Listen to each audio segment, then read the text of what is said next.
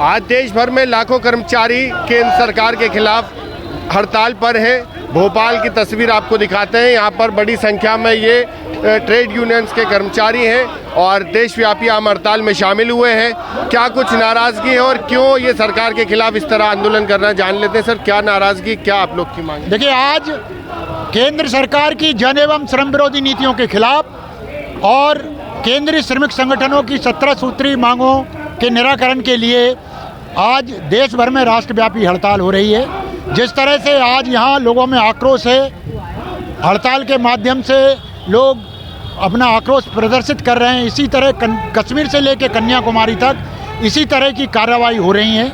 जहाँ तक मांगों का प्रश्न है, हमारी मांग बिल्कुल स्पष्ट है कि सरकार कॉरपोरेट की गोदी में बैठी हुई है और कॉरपोरेट या औद्योगिक घरानों के हिसाब से श्रम कानून इस देश में बनाए जा रहे हैं। श्रम कानून कॉरपोरेट के हिसाब से इसलिए बनाए जा रहे हैं जिससे कि ट्रेड यूनियन या मजदूर जो एक विंडिक्टिव एक्शन, विक्टिमाइजेशन होता है मजदूरों का, उसके खिलाफ आवाज़ ना उठा सकें।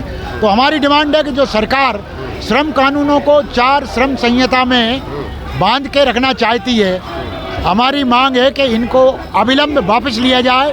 साथ ही साथ हम डिमांड कर रहे हैं कि हिंदुस्तान में अकूत संपत्ति पैदा करने वाला मजदूर, उसको कम से कम 26,000 रुपये प्रति माह उसका वेतन होना चाहिए।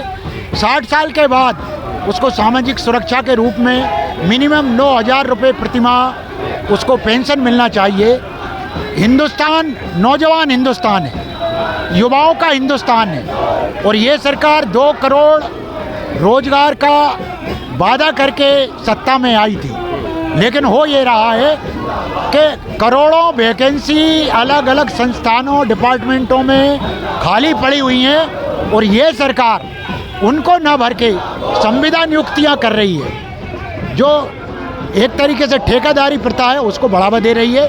हम कर रहे हैं कि लोगों को रोजगार दो, नई नियुक्तियां दो और सरकार जो बुढ़े लोग हैं, रिटायर्ड लोग हैं, उनको कम पैसे पर संस्थानों में भर्ती कर रही है। सर, इससे पहले भी कई बार आप लोग सरकार के सामने इस तरह से हड़ताल करके, प्रदर्शन करके मांग रख चुके हैं। क्या लगता है सरकार क्यों नहीं मांग? देखिए, अगर लातों के भूत हैं और बातों से नहीं मानेंगे तो ये पहली लात पड़ी है। इससे पहले 22 बार लात बात के और अब हमारा फैसला है कि अगर सरकार नहीं मानेगी तो लातों के अगर भूत हैं तो लातों से ही उनको भगाया जाएगा और इनका ही तिया पांजा करने के लिए हिंदुस्तान का मेहनत कर इकट्ठा हो रहा है। ये आज का आंदोलन नहीं है, ये आंदोलन और आगे बढ़ेगा। तो देखिए, और भी लोग हैं, उनसे बात करते हैं। अब अगर अब भी रास्ता नहीं निकलता है तो क्या करेंगे फिर आगे आप लोग? अभी जो हड़ताल है कुछ चिन्हित उद्योगों में और संस्थाओं में की गई है, इसके बाद पूरा भारत बंद कर दिया जाएगा यदि मजदूरों की मांगें नहीं मानी, क्योंकि ये सरकार पूरी तौर पर उद्योगपतियों और कारपोरेट के गोद में जाके बैठ गई है। उसके खिलाफ ये आंदोलन हम लोग मिलकर कर रहे हैं। सबसे बड़ी बात यह है कि जो